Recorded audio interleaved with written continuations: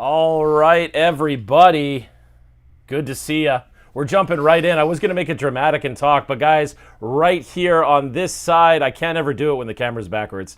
Right here on this side is my good friend RVP, the legend himself, known at bathroom stalls everywhere as the world's greatest kisser. Next to me.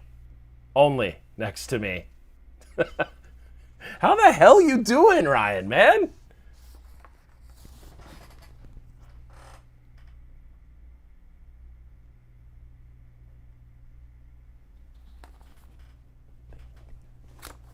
Nice.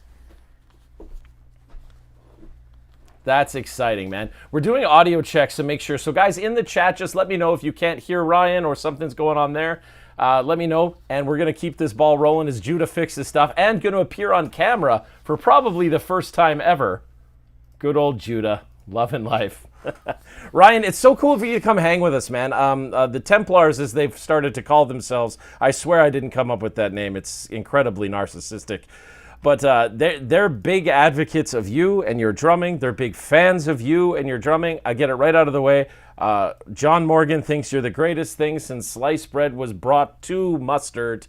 The mustard thing was weird. I expect butter, but he's a big fan of the mustard. Yeah, so that's... Actually, I'm a mustard guy myself, too. Yes. Guys, RVP's joining us here for the first time ever on the Temple Music Academy channel. Let me know how the audio's going, everyone. It's always something I want to double check with you guys. And yes, Lena says the audio is fixed now, I hope. But anyway, Ryan, we're talking about how crazy of a drummer you are. But what a lot of people don't know is that I've actually known you for a while. And the whole premise of this was for me to see my friend Ryan, because we used to be pretty close, but then you're a son of a bitch who went and got famous. So then you're just like, oh yeah, I don't talk to DJ anymore. Look at me playing Royard Albert Hall. Screw you, DJ. Well, this just started off on a great note. Oh, man. But yeah, dude, we used to work together, right? Yeah, that's right. And I still teach there, actually. I still teach at Law and McQuaid here in Vancouver. I had two schools at the terminal location downtown and at Poco where we work together. But yeah, it's like that's the thing. You start touring around the world, you start doing all this stuff, and I toured with Devin for 16 years. You know what I mean? So yeah, you're not home a lot. So unfortunately, you don't get to see your friends as much. So it's not that you lose touch, it's just that you don't get to see them as much. And that's what happened to us there, dear buddy. Yes, it wasn't your fear of gingivitis from me kissing you every day that I saw you. No, I missed that. Guys, as much as you know about Ryan and his drumming, I want to call Ryan out right now as saying he's actually one of the first people that switched my mindset around, because I was in a bad place. When I met you, my dad had just died, actually. And that's right. I was in a pretty bad place. And Ryan very nicely, he did not say it this way. I'm paraphrasing you, Ryan. But basically, you were like, get your shit together. Like, that you have to take responsibility for this. You are a huge advocate for shit like that. And it made me really think, like, you know what? Yeah, you're totally right. I gotta fix stuff. And then I watched you started getting in crazy shape. You were crazy strong mentally, which I always admired about you, actually. And you're a super health advocate. Is that still a thing you're doing? 100%. I finished my workout about an hour ago, and yeah, no, it's I eat healthy. I take care of myself. First and foremost, for my health and my mentality. You know what I mean? If you have a healthy body, it contributes to a healthy mind and vice versa, right? So I eat well, I take care of myself. I work out about 5 times a week, and then you add the drumming that I do on top of that. That's my cardio. I don't need to do cardio. So, I'm a huge advocate of it. I teach it to a lot of my drum students around the world that I teach. I do a whole bunch of different things, man. And yeah, that's something that'll never stop for me. I truly believe in it. I get the results all the time, and it's made me a very happy person. I'm curious because you do so much, like, I know, are you an advocate for meditation, or do you do other mental strengthening stuff?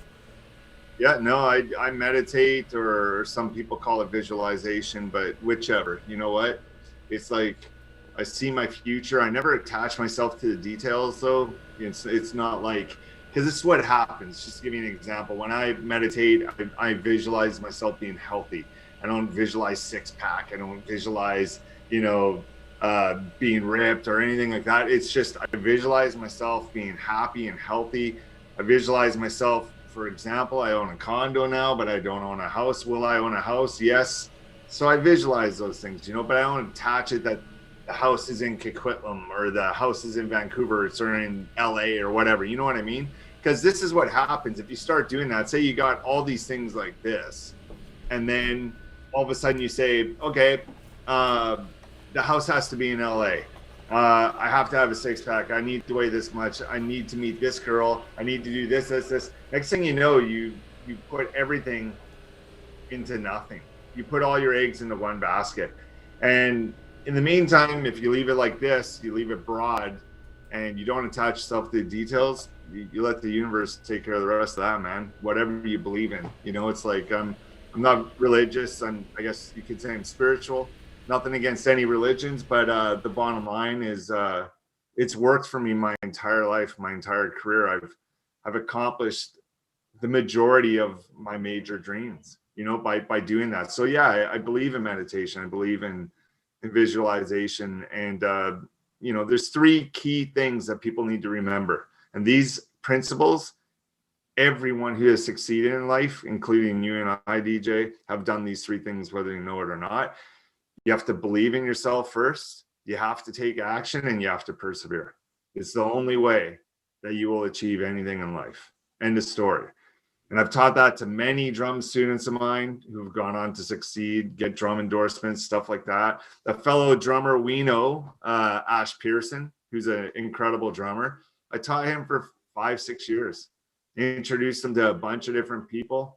And this is when the kid was like 16, 17 years old. Now he's a grown adult. He's a ripping drummer, awesome drummer, endorsed, touring the world, doing everything that same stuff I do, basically, right? So it's really, really cool to see that. And, there's another example of someone taking that and running with it. I'm not taking credit by any means for his career. He is the one who made his career.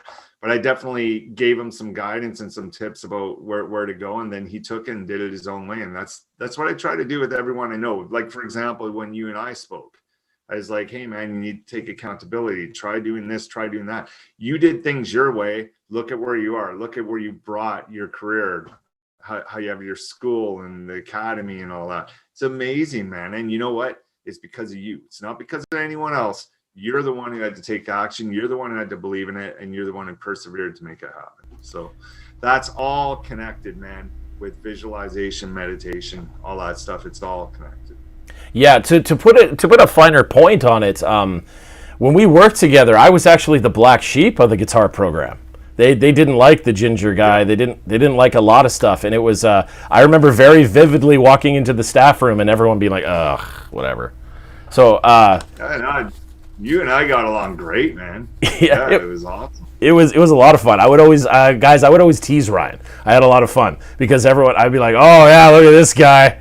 Yeah, there goes Ryan. And he'd be like, I'm pretty sure that's actually how I introduced myself to you. I would just randomly be like, there's this guy. But it was fun. Yeah, exactly. You talk a lot about visualizations and the three key points. That's really powerful, guys. Take that home to the bank. That's amazing. But I'm curious, do you spin that with your new band, A Monolith? Are you spinning that mentality with composing drum parts? Are you visualizing? How does it apply to composing a drum part specifically?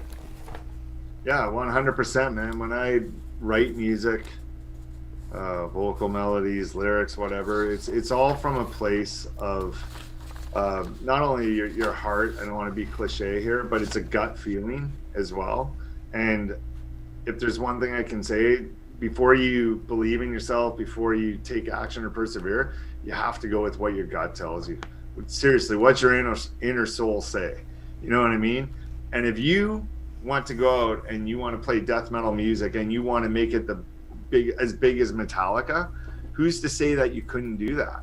You know what I mean? It's like, and that's the problem with a lot of people today, is they think, oh, this has been done, or I can't do this, or that genre already exists. It doesn't matter. You know what? Nirvana took something from their different influences, which were already big genres, and they made a whole new genre. So like when it comes to songwriting and stuff like that, I don't see any limitations, but I do go with what my gut tells me, and then I visualize an outcome, and that outcome is writing a fucking awesome song. Yeah. Yeah, that's it. It's other than that, it's just when it comes down to going, oh, you know what, this chorus, I really feel that there should be singing, even though it's a super heavy song.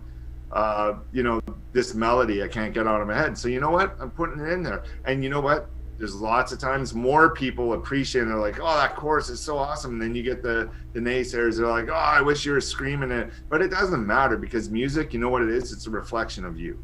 So if that's what you're feeling, do it for yourself, guys. Don't do it for the population. You know what? Because then you're going to sound like everyone else.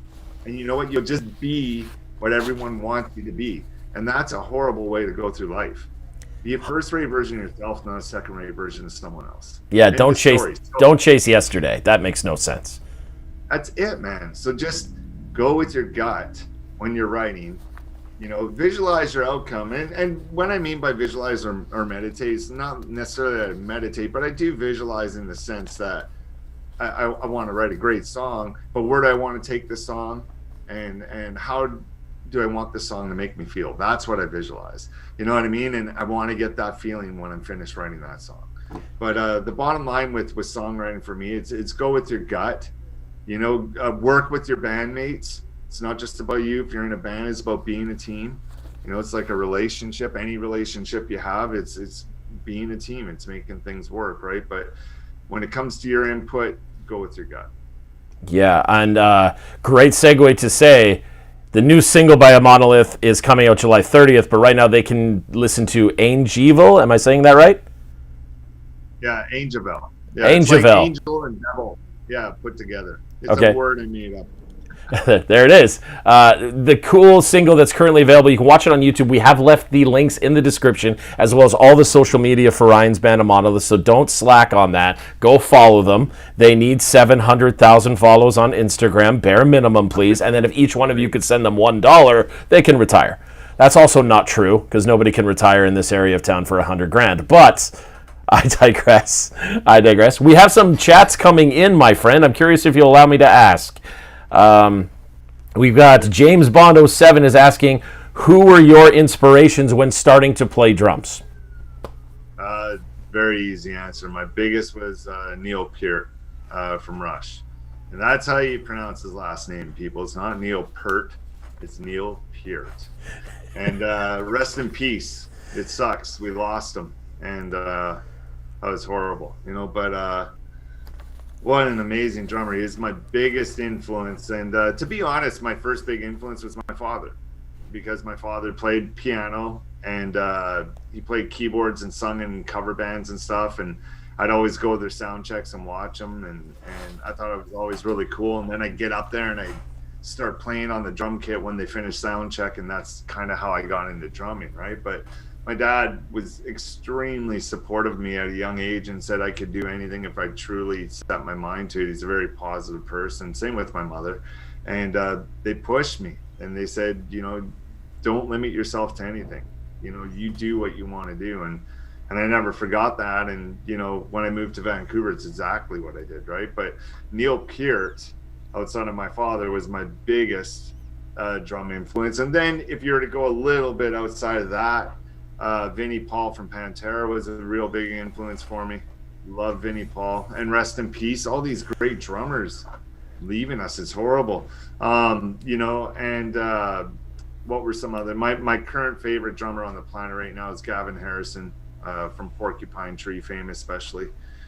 Plays with Pineapple Thief now and King Crimson and stuff. But it's like the guy's absolutely insane. And then on another technical level, Thomas Hawk from Meshuggah.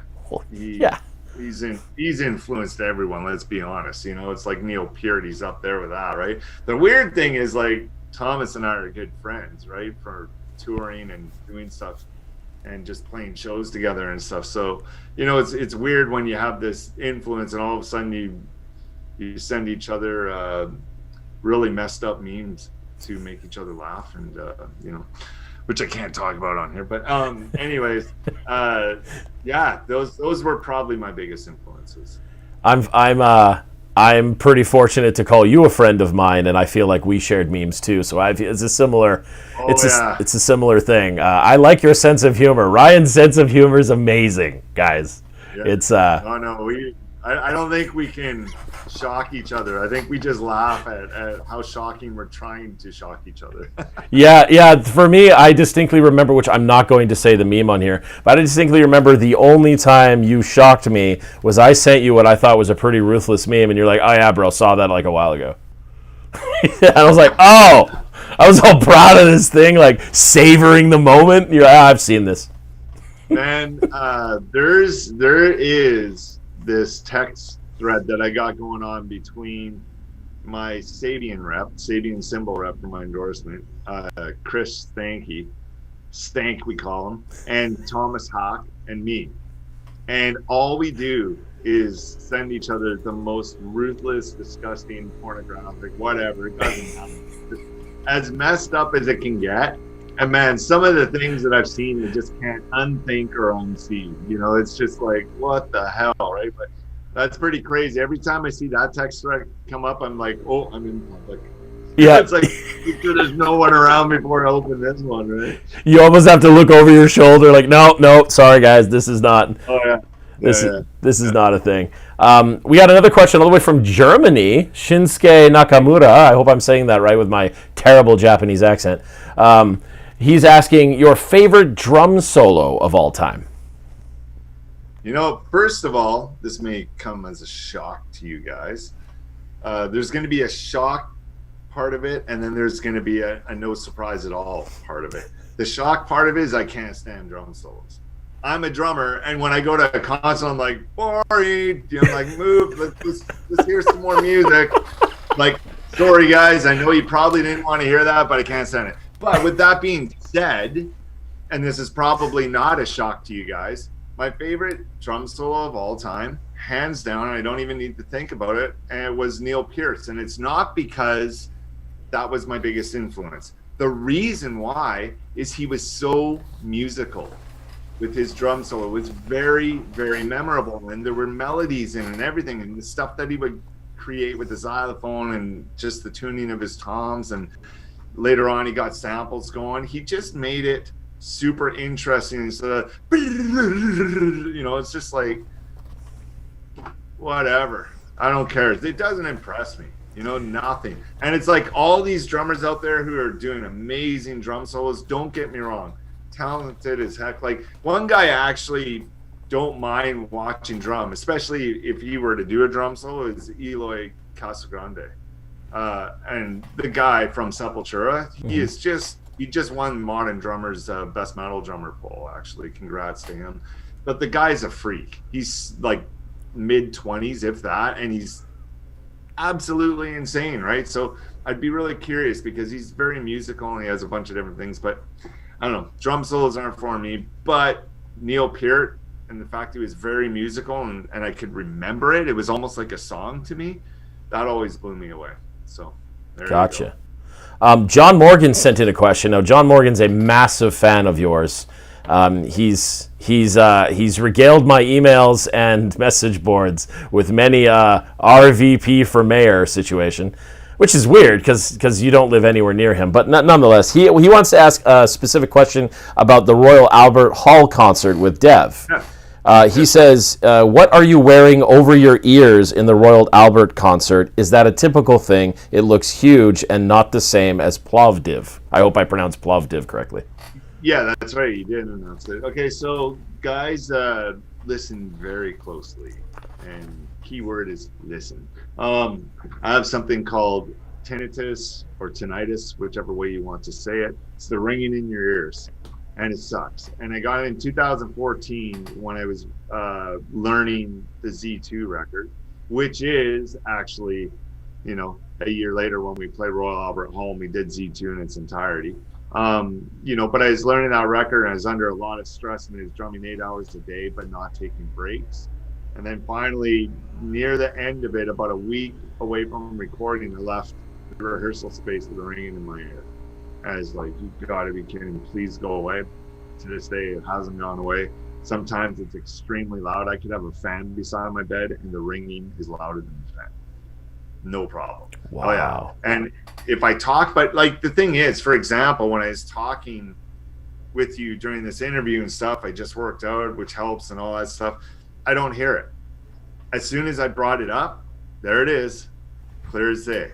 Okay, so it's a mindset thing too. You can train your mind to kind of forget about it, especially if you're in a good headspace. If I'm stressed, if there's really crazy stuff going on in my life, man, it's pinned.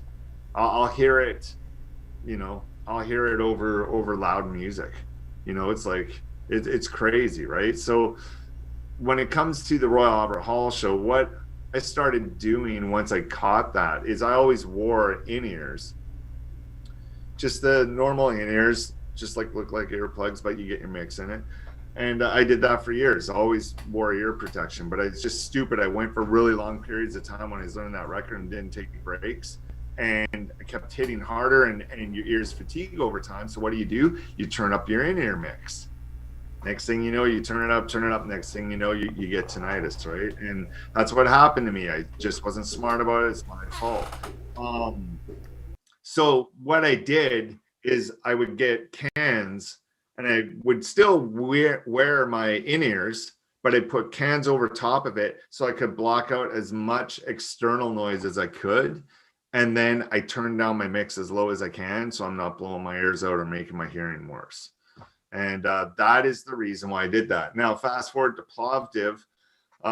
It's funny. I went to my audiologist and I said, hey, you know, like, you know, how can I deal with this? This is what I'm doing. She goes, you know what? She said, you aren't going to really improve it much by doing that, because believe it or not, the sound vibrations that go through your body still affect your ears.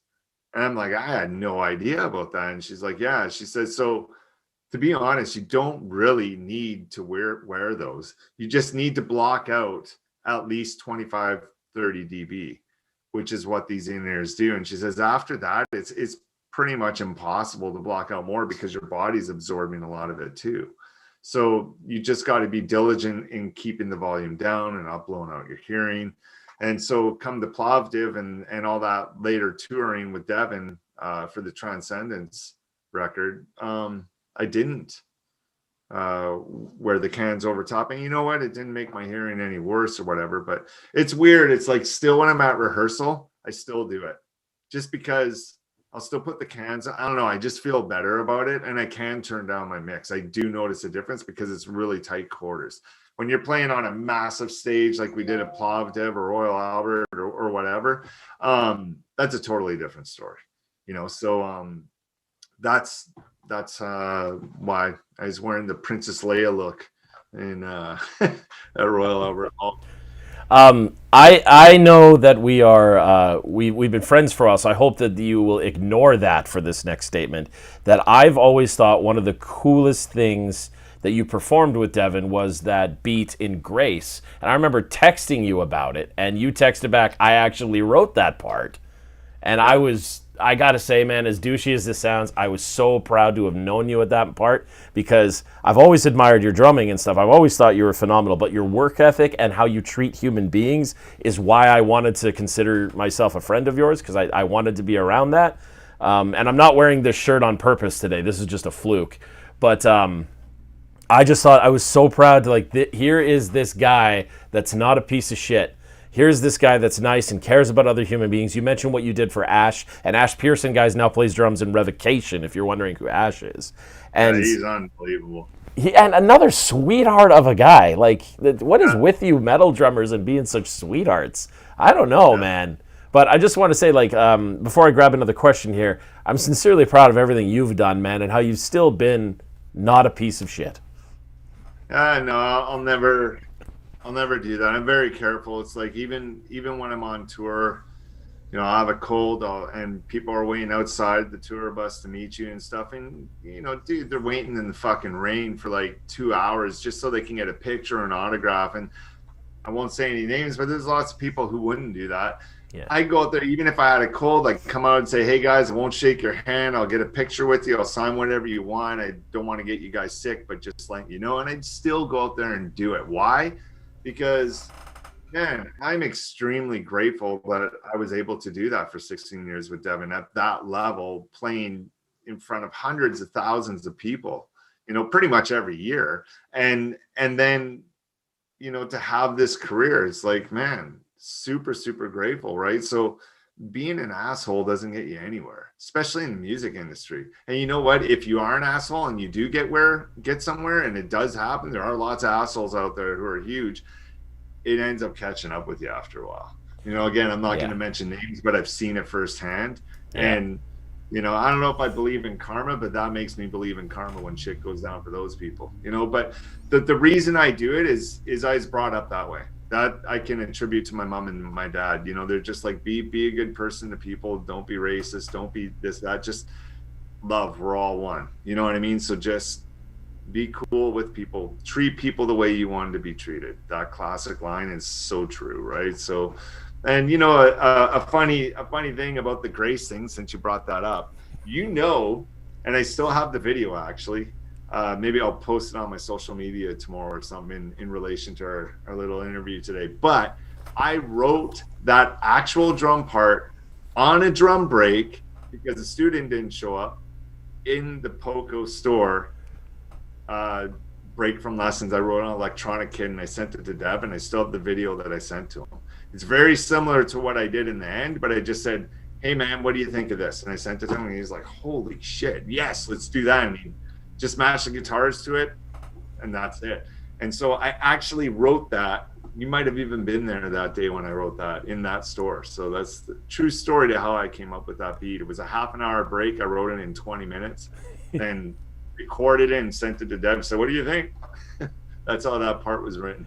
Ryan and I, as we've been saying, we used to work together at one of Canada's largest music retailers. We both taught lessons there. Ryan really taught. I just hung out with people. But we were actually 2 rooms apart. And I don't know if you remember this, but I was walking, because I would have to walk past your room to get to my room every time. And one time I walked past Ryan's room, guys, and he wasn't in there. So I snuck in and I wrote something on his whiteboard. And I don't know if you remember, and I'm curious if you do, because Lena in the chat is asking if both of us have the same or similar style of sense of humor. And I think if you remember what I wrote, I think this will answer Lena's question. So I'm curious. Ryan, do you remember what I wrote on your whiteboard when you weren't in the room? I'm going to be honest, because I'm an honest person. I don't remember, but I remember walking into the room and laughing my ass off. But what remind me, because I do remember that. I do remember you writing something. Guys, I snuck in his room, and Ryan barely knew who I was at this point. As I said, I was just introducing myself by going, oh yeah, that guy. He walked by. I snuck in Ryan's room, and I drew a big heart on his whiteboard, and I put RVP plus DJ in the heart. That's right. And I do remember that, because my next drum student, I didn't see it right away. I went to go teach something, and I was like, okay, I'm going to write this out for you. And I look up there, and he's like, who's DJ? Is that your wife? I'm like, yeah, it's my wife. Yeah, it sure is. 1 sec, I didn't get that. Could you try again? Oh man, that's amazing. That's amazing. I'm not sure I understand. Yeah. Sorry, man, my Siri went off. Can you say hello again one more time? Yo. There it is. Sorry, for some reason the Siri over here just went off and just was going nuts. But yeah, I didn't know who you were, and it was absolutely hilarious. I was like, I should probably introduce myself fully. So RVP, and I took, because I texted the picture to my wife, and my wife is like, "Are you doing the heart thing again to other teachers at your thing?" Because I did it. We used to work with this guy named Roger, and I did it to Roger as well before I knew Roger. Yeah. And she's like, my wife made a comment. It was, at least you took care to put him on top. He seems like a top. So, yes, Lena, we have the same sense of humor. 100% we do. Judah's over here dying right now because I poor Judah. I tease him every day the same way. Don't work with me, people. That's what we're learning here. Somebody's asking if you have any favorite present day bands, and please don't feel pressured to say Without Mercy, which is my band, as we all know you love us and our drummer Matt Healy, specifically me. Yes. Well, now that you mentioned it, I can't mention that, right? So That's Without fair. Mercy, That's fair. of course. But you know what? It's like I've always been a fan of Gojira since like 2006, way before everyone else jumped on board the last bunch of years. But yeah, you know, it's like, were they asking for new bands or just any band? What am I listening to? Yeah, like present day is the key word here, I think. Oh. Yeah, I don't know, man. I mean, to be honest, Gojira counts. Yeah, but they're not really present day in a sense, you know. Trying to think, man. You know, I'm not listening to, like, I know there's a bunch of bands coming out, Spirit Box, for example. Yeah. You know, and yeah, I couldn't tell you the name of one of their songs. The only thing I know is the fact that they're from Vancouver Island, Victoria. You know what I mean? And it's like, and nothing against them. It's just, I'm not really in touch with all that stuff because I'm so goddamn busy teaching, writing my own shit and doing stuff. But I try to get out there and listen to stuff. It's like, you know, but I don't know. I'm kind of I'm more influenced in listening to new music by the musicians themselves. So I found out Gavin Harrison was playing in a new band called Pineapple Thief because he wasn't playing with Porcupine Tree. So I went out and got Pineapple Thief, and I like Pineapple Thief. They sound actually very similar to Porcupine Tree. So I dug them. So there's a brand new band, for example, that I don't mind as listening to. But the reason I caught on to them wasn't because of everyone else is like, oh, this is a big popular band, is because of the musicians. So for me, I kind of follow what the musicians are doing, and then I'm always curious to listen to what they're doing, right? You know, it's like I know Misha from Periphery, and he's a good friend of mine. He released his solo album Bulb or whatever, and he's just a freak. He's incredible. So like obviously I'm checking that out, and it's amazing. You know what I mean? So that's kind of how I get into new bands and listen to things. And obviously if there's something huge going on, then I'll check it out. Like for example, it is on my radar to check out Spirit Box. I haven't really heard them yet, but from what I hear, they're like Periphery with a female vocalist. That's what people have been telling me. Whether that's true or not, I have no idea. But you know what? It's like I want to check it out because that sounds really cool. You know what I mean? So I'll go check that out. I know the new Meshuggah is coming out soon. You know, I know they're working on a new album, so it's like I'm stoked for that. But Meshuggah, you know, been around since the early '90s, right? But again, look, that's kind of how I get into new stuff. So, and what am I listening to, dude? I listen to a shitload of mono. Why? Because I'm writing, you know, and so that's yeah, fair. you know, it's listening to mixes like that and stuff. And to be honest, I don't listen to metal much. I just don't. Not really interesting. You know what I was listening to when I went to grab my dog today? I was listening to Bob Marley, man. I fucking loved it. You know what? Beautiful blue sky out. It's summer. Makes me happy. You know? My favorite band of all time. Here's a shocker for all you guys. My favorite band of all time is not a metal band. It's the Beatles. My favorite band. Paul McCartney. One of my favorite songs, top 3 of all time. Any genre, Blackbird. It's only a guitar and Paul McCartney's voice, but one of the best songs ever written, in my opinion. And it's just amazing, right? So, yeah, you know, it's like, sure, I'm fully sleeved and got tattoos everywhere, and I'm playing metal bands and with Devin Townsend, you know, but I just appreciate music. So, you know, I'm kind of listening to everything, and I love lots of older stuff, but I'd say the best way to answer that is the musicians that I follow, and they start new things, I'm going to check that stuff out first and foremost. And if a band's making a ruckus, there's like Spirit Box, which I'm going to check them out today. You know, and then, yeah, it piqued my curiosity, right? So, yeah, Spirit Box is former members of I Wrestled a Bear Once. Yeah, that's right. Yeah, and they used to spell their name just all lowercase letters, all together, no spaces. I wrestled a bear once. And Yeah, I know. And I never heard them either. yeah. You know, so. What about, I'm curious if you can give me, for this little bit here, before I ask the next question that James is asking, shout out to James, you and John Morgan. John Morgan sent me in an essay. And I'm curious for you to give me shortest answer possible. I'm going to list a band, and I want you to give me like just the first thing that comes to mind. I don't care what it is, just what happens when I mention this band.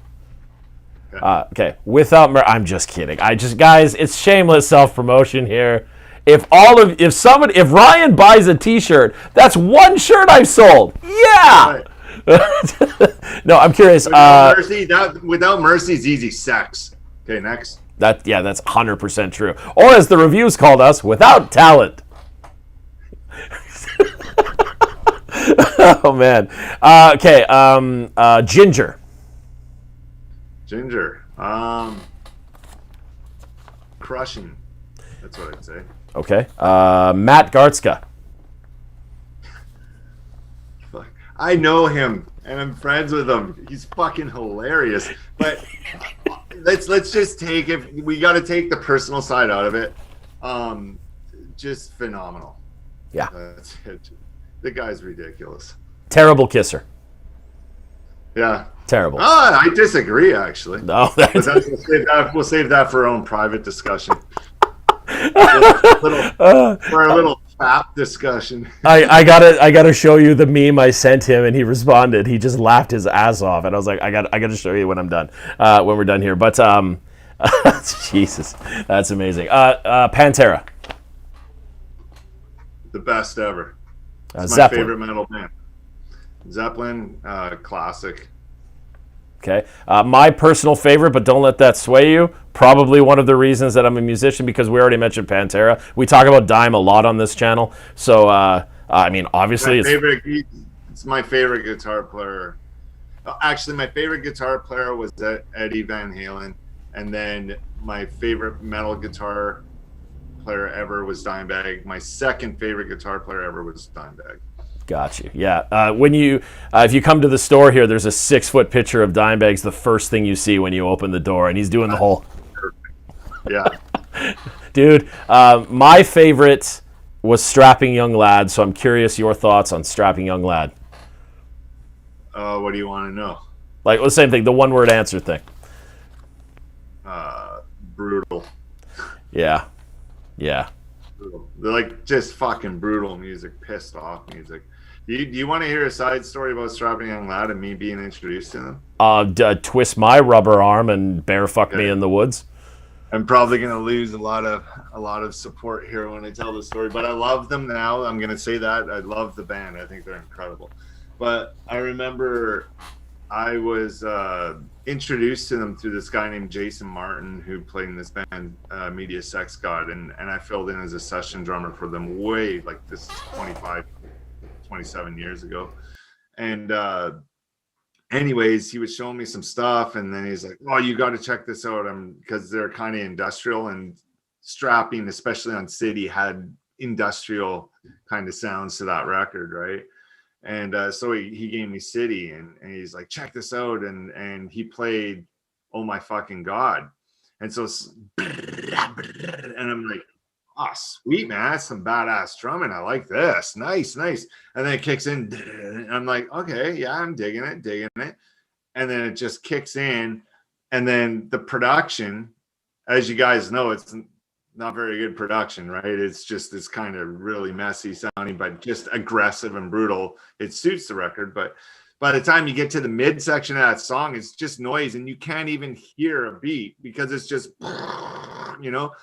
And I turned to Jason, I said, this is the fucking worst band I've ever heard. This is fucking garbage. You couldn't pay me to see these guys. You couldn't pay me to see these guys. Quote. Yeah. And I was just like, this, and they're from Vancouver. It's like, I don't see this shit going anywhere. You know, it's like, I was just like, these guys are fucking terrible, and I couldn't stand it. I remember people would be like, I'm going to Strapping Young Lad. I'm like, oh yeah, have fun with that, man. Fuck, whatever. And then the funny thing the funny thing is, I'm playing in this band, God Awakens Petrified, that had a lot of success and almost got signed out of Vancouver. This again over 20 years ago, and I'm playing with them. And my bass player Rick, we're driving home one time from practice, and he throws something in, and I'm listening to him like, "Fuck, this is really good, man. Who is this?" He goes, "Oh, it's Devin Townsend," and I'm like, "Oh, really?" I said, "Fuck, man, I heard that city shit is fucking terrible." And he started laughing. He's like, no. This is his solo stuff. This is called Ocean Machine. And to this day, guys, for the record, Ocean Machine, to me, is the best thing Devin has ever put out. Over anything strapping, anything DTP, Ocean Machine is my album, by far my favorite album by that guy. It's unbelievable. I think it's the best. And I love lots of strapping records now. When I saw strapping live, I really started appreciating them. But anyways, the funny thing is I hear this, and then I shit you not even 2 weeks after, maybe a month after Rick showed me that record, I get a phone call. "Hey, is Ryan there?" I'm like, "Yeah, this is Ryan." "Hey, this is Devin Townsend." I'm like, "What?" And yeah, it was Devin Townsend calling me to try out for the solo stuff, which was Devin Townsend Band at the time, before Devin Townsend Project happened. And it was funny because he's talking to me. He's like, "I'd like for you to try out for my band." And in my head, I'm like, "Please don't be that strapping shit." It's like, I hope he asked me to do that Ocean Machine stuff. I just was not a fan of it, right? And I said, "So what stuff is this?" He goes, "Oh, it's from my albums, Ocean Machine, Infinity, Terria." I'm like, "Oh, fuck, I love that stuff." He's like, "No, really?" And I said, "Well, I haven't heard Infinity or Terria or any of that, but your Ocean Machine record, I just started getting into it. I really dig it, man." He's like, "Sweet. Well, this, that." And then we talk. Anyways, I get to know him. I meet the strapping guys. They're all sweethearts and stuff. Then the big thing is I remember seeing Strapping Young Lad live at Richards on Richards for the first time, because now I'm in Devin Townsend, man. I wanted to go see, Dev perform with Strap, and I'm like, obviously I'm going to give this a second chance. And then I saw him live, and they fucking floored me. I'm like, this band is incredible. Right. And the mix was bang on. I could hear everything. Oh my fucking God, got playing. I'm like, oh, that's what it sounds like. So it's like, in the end, with this long-winded story, what really turned it around, or what really turned me off strapping, unfortunately, was the production. It was the production of the record, and the fact that Jason, the first song he showed me was "Oh My Fucking God." It's like, I wish he showed me "Detox" or something like that, because after hearing that, I'm like, well, you just turned me off and never wanted to listen to this band again, so I didn't, and I just wasn't impressed, right? So there's my story of how I actually fell in love with strapping, but couldn't stand him when I first heard him. And then when I got the gig with Devin, I was super stoked that he was wanting me to play Ocean Machine and Infinity, Terria, and then eventually Accelerated Evolution, which was the first record I recorded with him. Yeah, I have a similar story with Lamb of God. I hated them because As the Palaces Burn was just terrible. And ironically, Devin produced it, so there's that. The production. I just could. Our drummer Matt, or we call him Healy, our drummer Without Mercy, was always like, "This is like an amazing record. It's such a masterpiece." And I was like, "This is utter dog shit. Like, what the hell is going on?" Like, I guess it's like, if I dissect it as a music teacher, I guess like the structures is dope. I haven't heard this shit before. That's cool. But like, God, buy a decent microphone, dude. Like, man. Yeah. But then, saw them live and was like, oh, well, shit. I remember Devin saying that they were on a super crazy type budget, and I think even Devin sank money into that record to get it to where he wanted it. Like, Devin really cared about it, right, and put his all into it. So God bless the guy. That's the thing you gotta love about Dev is he's just 110% every time. I really admired that about him, and it's like he still does that to this very day. The guy's super hard worker, right? So I know that a lot of people shit on that record for the production and stuff, but if you were to take that away and if it was re-recorded with the production they have today, pretty ripping tunes, man. Yeah, agreed. Like Ruin and all that stuff. John Morgan has joined the chat, and wants you to know that, oh, and also Lena, that Spirits Will Collide should be the official post-COVID song, and that you were amazing on that song, and that song is a masterpiece, and Lena loves it as well. Spirits Will Collide, that's off Empath, right? Is it? So yeah, you're not on that then. Yeah, I did not play that. I know that for a fact. Maybe that's why it's good. Yeah, right? That's what I was saying. But with that being said, it's a very DTP sounding song. Like, even when I heard, I'm like, oh, that sounds like DTP. When I heard Empath, I was like, holy fuck. I'm like, this sounds nothing like DTP. And that was the cool thing that I really liked about that record, is Devin just went balls out left field. Oh, that's right, left field. So, hats off to him for doing that. It's like, but yeah, that one song in particular really reminded me of DTP. Like, that could have easily been on a DTP record, no problem. Yeah, now you kind of already answered this one. Bear with me, but John's here, and I don't want to really ask this question, because this question that John sent in is actually super important to me, because it's something I struggled early in my career when I met you, and you actually indirectly helped me with this. So I want to say, John's question is, how do you feel validated? Does it matter? And he goes off to ask something more personal, but more so, John, I'm gonna simplify it into say, how do you feel validated, or does it even matter? No, you know what, man? Listen, as far as it goes for me, I don't need validation from anyone. The only thing I need to know is that I put my heart into it, I put my soul into it. Whether it's my career, whether it's a marriage, whether it's a relationship with friends, family. It's that gut feeling. If you know that you've done everything you can to make it the best it can be, I don't need anyone's validation to be proud of the Monolith record, to be proud of Accelerate Evolution, to be proud of Royal Albert Hall and playing there. It's like, I don't need someone to say, man, that's such an iconic gig, congrats. You know what? It didn't matter. As soon as I stepped foot in Royal Albert Hall, it's like, I don't give a fuck what anyone thinks. I'm here and I'm doing it. This is where the fucking Beatles played, man. This is awesome. You know what I mean? So, like, validation, I don't know, man. That's like almost ties in with narcissism. It's like, if you need to feel validated, are you really doing it for the right reason? Like, that's my approach to it. It's like, man, the best validation you can get is when you go out and you do things your way because you love it and that's what you want to do, and then people love it. And then, you know what? You're not seeking validation. It's just naturally there. And that's the best validation you can get. So for me, if people like what I do, thank you. You know what I mean? And if you don't, thank you as well. I get it. It's not everyone's cup of tea. Just like Strapping Young Lad wasn't my cup of tea when I first heard him. You know what? But then eventually they were, because another thing I believe in too is you give people, things, music, anything in life, give it a second chance. It's like, you could be wrong. Just because you decide you don't like something doesn't mean that you could be wrong about it because you didn't give it a proper chance. So validation is a very sensitive topic for some people, but for me it isn't, because I don't seek it. I just do what I do, and the people who enjoy it, the people who love it, the people who support it, like John himself, and thank you, John, for the many years of support and everything.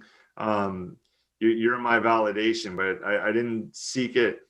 I didn't, look for it. It just showed up, and I'm extremely grateful for it. That's the best way I can answer that. Yeah, if there's something I could summarize with the emails and stuff that are sent through to the channel and my good friends and Templar family members here, it's validation is something a lot of us struggle, like self-importance, not understanding where we fit, and a lot of social media and things, they tell us to think a different way, and you have that conflict internally. So I just want it known that, like, Ryan's always been this way, guys, ever since I've met him, and it's really, really cool. And honestly, you were a sounding board for me a lot, man. So I appreciate that you exist on this planet, because frankly, it's far better with you than without. Well, thank you. And you know what? Being honest, I think we're a soundboard for each other, because I remember there were many times I bounced shit off you too, man. It's like, you get it though. You got it. And even after you went through that very tough time with your father and everything like that, you changed. I remember going on your social media and you doing very uh, positive like live feeds and stuff like that. And you were reaching out and you're helping people. I was super proud of you for that, man, because that is naturally who you are. You just went through a really brutal time and you needed to find yourself. You need to accept, you know, what life is. And unfortunately, like, I'm gonna lose my dad, I'm gonna lose my mom at some point, you know. And it's like all these things are gonna happen eventually, but the bottom line is you have to accept responsibility and accountability for the different things in your life. How you react to a situation is everything. And you know, like there's an equation that I want to give you guys to summarize what we're talking about here. Okay. An event plus your reaction to it will always equal your outcome. So remember that, write it down. An event plus your reaction to it will always equal your outcome. Okay. And that's accountability. So if I'll give you a great story of this. Okay. When I was a kid, my cousin set up this big bike jump. Okay. And I was like maybe 8 years old. He was like 11. We had our BMXs and he set it up. And I'm like, right away when I saw him set it up, I was like, oh, I don't know about this, you know. But he went over the jump, got major error, and I was just like, holy shit. And he's like, your turn, Ryan, do it. And you know, there's the peer pressure because I didn't have a big brother. So Chris was kind of like my big brother, and we hung out every weekend. We were super, super close. And so I remember riding back, I'm about to go, and I'm like, I shouldn't do this. But no, I wanted to do it to impress my cousin, you know, and whatever. I'm riding up to him like, you shouldn't be doing this. I hit the jump. What happens? Land on my face, blood everywhere, bikes, you know, flying into the bush. And, you know, my mom comes running out of the house because she hears me crying and there's blood everywhere. She's like, oh my God. She's like, what happened? Do you want to guess what I said? What did I say? What do you think I said, DJ? I think you said wah. No, close. I did say that. I said Chris made me do it. Oh shit. And well, because I felt peer pressure, and lots of people do this. What do? An event happens and it's a really shitty thing that's happening to you. What do a lot of people do? And I know you've done it. I know I've done it. And I know everyone who's watching this has done it. They blame other things. There's always a blame. Oh, it's because of COVID that I didn't make much money. For a fact, guys, in 2020, I made more money than I ever have in my career through teaching and session work in 2020. Yeah. More money. Ever. Even more than what I did with playing with Devin Townsend. Yeah. Okay. I crushed it. It was one of my best years. Okay. No excuses, man. But that's what happened. I blamed it. I didn't take accountability. The event was the bike jump. My reaction was being a little bitch and blaming someone else when, you know what? I could have just walked away and said, Chris, I'm not doing it. I'm not comfortable with this. I'm moving on. Mm-hmm. Would have saved, you know, the bloody mess that my face was a few seconds later. You know what? And what was the outcome? I failed. I fucking messed my face up. And I pissed my cousin off because, you know what? He didn't make me do it. The peer pressure was there, yes, but it wasn't his fault. So I hope you guys understand what I'm saying there. That's how you should go through life. You should really write that down and you should summarize until it's stuck in your head. Just remember that anything, and here's the flip side, okay? You do something that's an event and then all of a sudden, it takes off and it's huge and everything blows up. What's your reaction to it? Oh, I did that. Oh, that was all me, man. I know you, DJ. I know everyone who's watching has done the exact same fucking thing because I did it. You know what? I've even caught myself after being successful and all that, going that way and then stepping back and humbling myself, saying, you know what, man? There were other factors in it too, and you know what? They should be recognized as well. And so That's what I mean. It goes both ways. There's the positives of it, but the biggest thing is the negatives. So just remember, when an event happens, really, really, really think about your reaction before you make your outcome. That's a huge thing. I think that's important because it's almost as if we're preconditioned to self-deprecate, and self-deprecation is disguised as humility. Like, you're almost not allowed to say that you made more money in 2020. How dare you? Because I didn't, because these things happened. You're not allowed to be happy because I'm not happy. And I see it myself, man, in business. Even today, making the mistake about empath. You can have the thoughts in your head as the chat goes, or if I make a mistake on a reaction video and I say something the wrong thing, or I'm 38 years old. I can't tell you before I shot the video who wrote the song American Pie. I'm sorry, I didn't know that. And if I believed everything in the comment thread, that means I am not qualified to be a music teacher and I should close up shop. How dare I do this? And it's amazing to want to justify by saying I'm 38. But the reality is it doesn't freaking matter, everyone. Like, this video didn't exist and now it does exist. I'm happy I shot it and I get to employ a lot of people for it. So it doesn't matter. Yeah, that's exactly it. So just remember that, it's like I have an amazing career. And the other thing too is gratitude, man. Just, be grateful for all the things that are in your life now. Too many people are scared about their future and they're not grateful for their present. And you know what that does? It brings more of the same in your future. Zero gratitude, and you get less of what you actually want. The more and more that I focus on being grateful for my career, that I'm grateful for my endorsements, I'm grateful for my family, for my friends, I'm grateful for my health. You know what? I'm 48, man. And at 48 years old, I'm in some of the best shape of my life. Why? Because every day I'm grateful for my health and I work at it that much more. So, gratitude's another thing, man. It's like lots of people sit there and go, oh, RVP, so positive. It's like the guys in Meshuggah, they dub me the happiest guy in metal. Whenever I see him at festivals, like, oh, happiest guy in metal, man. They kind of make jokes about it, right? And I'm like, fuck, I'm happy with that title. I'll take it all day long, man, because I am. It's like I get to Meshuggah was a band I was a huge fan of, and now I'm friends with them. It's like, what the hell, right? So like, yeah, of course I'm happy. I'm grateful. I'm glad that you guys can make fun of me to my face because I would have never dreamt that 20 years ago.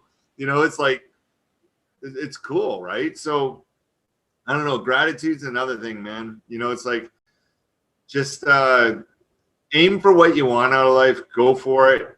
Don't have anyone tell you how it should be done or how you should do it. Go with your gut, man. Be grateful for what you have now.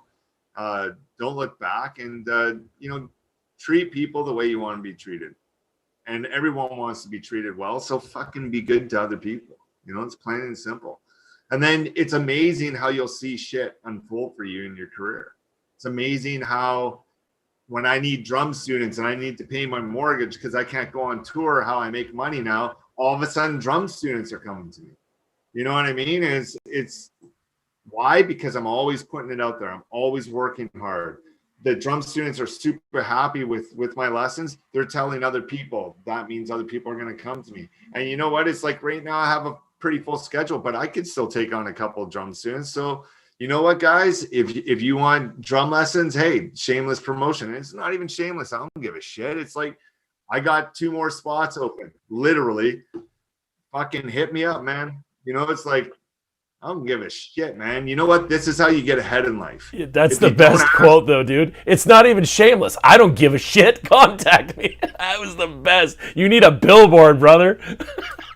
Right? So, but it's true, man. It's true. It's like I really don't give a shit. But the bottom line is that's it. That's how I move ahead. That's how I get ahead and move forward with my life.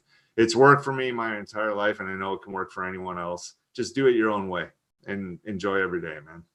Yeah, I totally agree with you. That was a hard lesson to learn. Was like it's an internal responsibility. It was very difficult to learn that lesson. I'm grateful you taught me that. Lena in the chat is saying that she's very grateful she found the Temple Music Academy channel during the pandemic because the live streams gave her something positive to look forward to. I'm curious if awesome. yeah, Lena, you're awesome. Thanks for saying such nice things. You really inflate my ego. That's why I'm in a small box here on the live stream. It's it's because it's breaching over. Judah has trouble with scale. He's full of shit, Lena. He's saying he's grateful. I'll just say that for you, buddy. Thanks, man. One of the questions we got in was, do you have any funny stories of when we knew each other? But I know we kind of like have talked a couple. I wonder if you have any defining memory that wasn't mentioned today about your times with the good old Ginger Tornado. Well, no, it was more of those. You know what? There's too many to count because DJ and I are kind of like the comedy of that school, right? So like, the thing that always pops into mind is when we both walk around the corner and we were waiting for our students to come, and you and I would just start shooting the shit, not giving a shit about anyone who is around. And some of the stuff we talk about, I'd look around, and this has happened many times, but this is one of my favorite memories about hanging with you there. Was, I'd turn around and look at the parents and stuff who'd be waiting, for the teachers to come get their students. They'd be waiting in this waiting area, and they would just be cracking up listening to the two of us, right? And it's just like, because we didn't give a shit. We just talk about whatever, And sometimes we had to be careful because, with the fucked up minds we have, it's like, oh yeah, we're in public, Yeah. But no, that's probably one of my fondest memories. There are too many times to count about us laughing and having fun, but it was always walking around like, oh, there's DJ, let's talk some shit. I remember I used to do this thing where I would just walk up to you and I would actually say, and I quote, "How about said local sports team?" That's all I would say. I wouldn't say, "How about the Vancouver Canucks?" I would just say, "How about that local sports team?" And some of the parents would be like, "The fuck?" Yeah, and I always enjoyed our MMA talks too.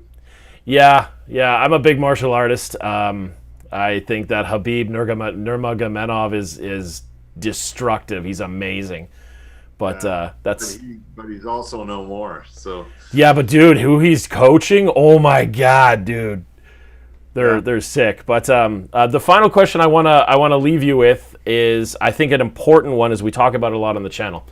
I'm curious if there was any difficult lessons that you had to learn from your time as a successful musician, or if not difficult, what do you think the most important lesson you had to learn as a now not just a dude playing drums in his bedroom with a sick ass blue bed sheet, but performing live in front of 100,000 people? Yeah, I think the biggest lesson I learned going forward is, sure, you get the gig, okay, and you're like, oh, this could change my life, I can make a lot more money, I could get that house, oh, maybe I'll make millions of dollars or whatever. And at first when I got it, it was a really tough thing for me because Devin Townsend Band was just getting started, and I kind of put all my eggs in one basket, so to speak, whereas I should have been more diversified, and my father warned me of this, and I should have had multiple streams of income coming in, but I didn't. And I remember I really fucked myself when it came to when Devin Townsend Band broke up, and there was a couple year period lull where Devin wasn't even doing strapping, he was doing nothing, he was going to focus on a producing career. So I thought, oh, this could be it, and I remember it really caught me off guard. So when I got the gig doing Devin Townsend Project a couple years later, the first thing I did was start teaching at multiple Long McQuaid locations. That's how I met DJ, and started doing session work, and started teaching private lessons as well, along with the money I was making with Devin. And because of that, when Devin Townsend Project broke up in 2018, I was able to carry on and make a full-time living, which I still do to this very day, simply off music. I just drum, man. I do what I love for a living. And it was the biggest lesson that I learned is just do not put all of your eggs in one basket. And that's technically how I got the Devin Townsend gig to begin with. Is I played in bands, I was doing session work, I was teaching, I was doing all these things. So when Devin went around Vancouver asking people, hey, what's a good drummer? Who's a good local guy that you guys have heard of? What Devin said to me when I got the gig was, just so you know, he goes, every single person I asked would mention a couple people or different people or whatever, but your name came up every single time. And why did it come up every time? Because I diversified. I was doing a million different things around Vancouver. People couldn't ignore me. Am I like the craziest drummer in Vancouver? There's probably some fucking 16-year-old who plays circles around me. It's not about technicality. It's about your attitude. It's about what you can do. Are you good enough for this gig? You know, it's like, and I checked off all those boxes. But in the end, it was because I diversified. And that was a big thing I had to learn when it came to making money too. So, you know, now, yes, I'm teaching at Long McQuaid. I'm teaching private lessons. You know, and like I said, I'm still have spots for a couple more students. So I'm still looking for that. I'm just not stopping. You know what I mean? It's like, don't ever get too comfortable. Keep yourself going and think outside the box of how you can make things even better and bigger. You know, and I still do session work and I have a monolith going now. And hopefully we're going to be touring soon, you know, but once that kicks in, then there's other ways that I can make money, right? But that was by far the biggest lesson I had. And that is one thing that all you guys should take from this. For all you aspiring musicians out there, don't put all your eggs in one basket. Be versatile. Don't just do metal. Appreciate all styles of music. Try and learn as many different styles of music. Put yourself out there in as many ways as possible. And always try and set yourself up with multiple income revenues. You know, make sure you can get money coming in from many different angles, and then you can actually do what you love for a living. Like I say, do what you love and love what you do every single day, no matter how small or big it is. Well, if there's one thing my wife knows, is to love it no matter how small it is. Oh shit, that was so good. See, so good. Reminiscent of the lobby talks at Long McQuaid. And see, that one would raise a few eyebrows. You bring out the worst in me, or the best, arguably. Well, you know what? This is what I always say. It's like there's this girl I was dating, and you know, got into the sexual talk and all that, and she's like, oh, so you know, it's like we haven't done anything, but so what's going on down there? I said, babe, I'm fucking massively average. That's all you need to know. Oh my God. And she laughed forever. I said, you know, it's just like massively average. And I will say that every fucking time. I'm guilty of saying when I was dating my wife, Janelle. Some of you follow her on Instagram, so as you notice, she has an amazing sense of humor and viciously low standards, apparently. But she was like, I had said to her, I forget the context of it, but I had said to her, are you ready for the best 30 seconds of your life? And she's like, I guess. And I was like, life's full of disappointment, sweetie.